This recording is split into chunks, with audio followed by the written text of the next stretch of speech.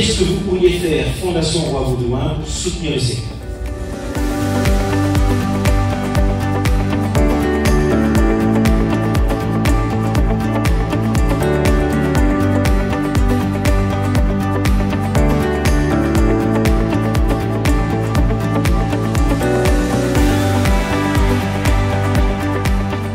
Très chouette parce qu'au moins on a d'autres collègues avec qui on peut discuter de la façon dont ça fonctionne dans leur maison de repos et on voit autre chose. Découvrir des outils, mais aussi découvrir des personnes, des expériences, avoir des vécus. Je trouve ça très intéressant de pouvoir parler librement et avec bienveillance avec des personnes qui font le même travail que nous. Le truc avant, après.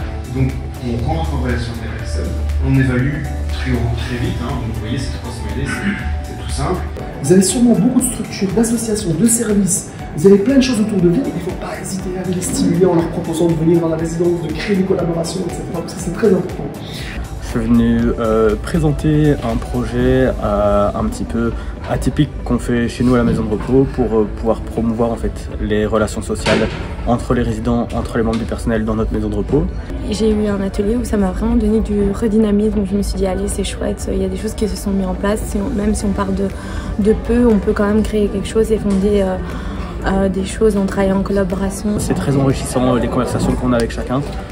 Parce que ça permet aussi de nous faire réfléchir à des pistes d'amélioration. Je suis venu ici un peu pour découvrir autrement le métier, voir un peu ce que les autres ont vécu.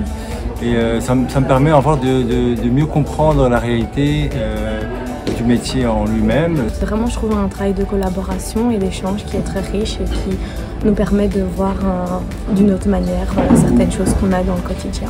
Au-delà de ça, donc le partage d'expérience, ça m'ouvre des perspectives sur les possibilités qui existent. Moi, ce qui m'a marqué, c'était plutôt le fait qu'on se mette à la place des personnes âgées. Donc j'ai découvert un atelier, c'était avec des petites cartes. Et du coup, c'était un peu pour découvrir le parcours d'une vie d'une personne âgée. Et donc, quelque part, on se mettait à la place. Et ça nous faisait prendre conscience que parfois, il y avait des questions qu'on posait aux résidents qui, pour nous, semblent logiques. Et en fait, on se la pose à nous-mêmes aujourd'hui, mais c'est compliqué d'y répondre. Avec les retours de chacun qui nous disent que ça a l'air chouette, ça a l'air sympa ce qu'on fait. Donc, ça me fait penser que je suis dans le bon, que ce qu'on fait c'est vraiment pour améliorer la relation, etc.